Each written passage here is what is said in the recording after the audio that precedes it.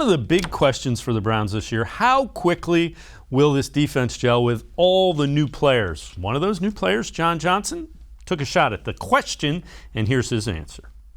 I don't think it'll take long. I do think it requires, more effort.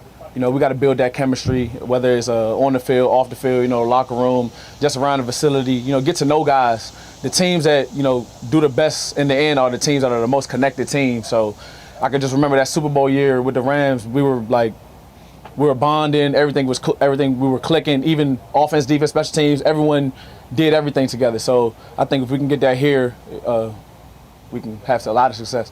What do you think is the key to do it? Is it communication? Is it just having a feel for other guys and trust, or is it more than that? I think it's just being open, to other people, being welcoming, being warm, being caring, actually wanting guys to succeed, not hating on anybody, but no egos, just wanting the best for other people. And I think we have the potential to have that here, so we just got to do it.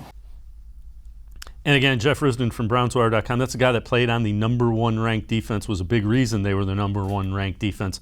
So I guess what I'm saying, he knows what it takes to be a good defense. He does, and I like the way that he phrased that, talking about, he was basically saying all for one, one for all, in not so many words. But the fact that, he understands, he played with Aaron Donald, who's, like Myles Garrett, one of the he is the best defensive player in the league. Myles is striving to get there, and he's pretty darn close. But to be able to have a star-studded team, you go back to that Rams team that made the Super Bowl. They had Todd Gurley on there. They had a lot of big personalities on there, but they fit it all together. And I think his ability to see that and foster that and bring that with him to Cleveland, along with Troy Hill, who happened to come with him, that's the chemistry. It will take some time. There's going to be some issues for it, but I think that's one of the reasons why you're going to see a lot of the first team defense out there in reps.